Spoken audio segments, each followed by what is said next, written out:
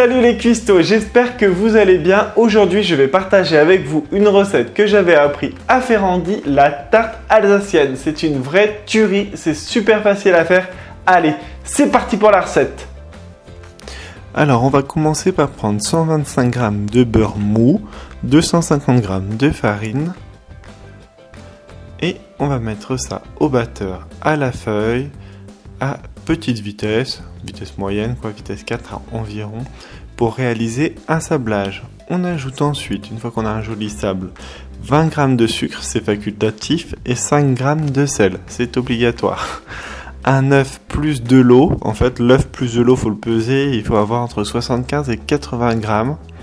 Et une fois que la pâte est homogène, on l'arrête. Il faut surtout pas trop la travailler pour pas mettre en route le gluten de la pâte. Ensuite, on va verser la pâte sur du film alimentaire et on va le filmer et le mettre au frais pour 2 heures minimum, toute une nuit, c'est possible aussi. Ensuite, vous farinez le plan de travail et on va étaler la pâte. Donc là, moi j'utilise un rouleau à épaisseur variable, donc ça va me donner directement la bonne épaisseur de pâte.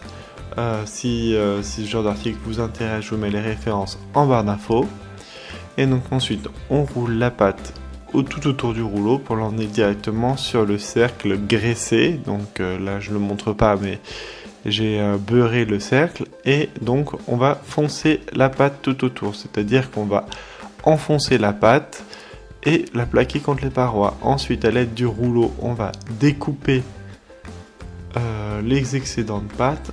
On les retire et on va prendre maintenant 3 à 4 pommes. Donc on les épluche, on retire les cœurs et les extrémités et il va falloir maintenant les couper en cubes. Donc vous pouvez garder la peau si vous le souhaitez, moi je préfère le faire sans dans cette recette, mais bien sûr les deux sont possibles. On va verser les pommes dans la tarte et on va prendre un œuf dans lequel on va ajouter 50 g de sucre et on va faire blanchir le mélange. On ajoute ensuite 12 g de farine, de l'extrait de vanille.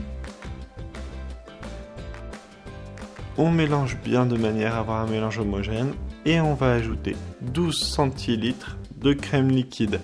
Entière de préférence pour le goût, mais ça marche aussi très bien avec de la légère si vous faites attention à votre ligne. On mélange bien et une fois le mélange homogène, on va verser sur les pommes en prenant soin que le mélange aille partout. Mais normalement, vu que c'est bien liquide, il n'y a aucun souci, ça se fait tout seul. Et on enfourne pour 45 minutes à 180 degrés.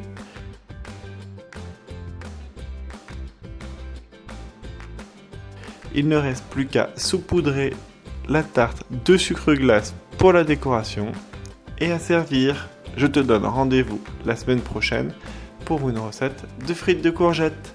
Allez, à bientôt. Ciao, ciao.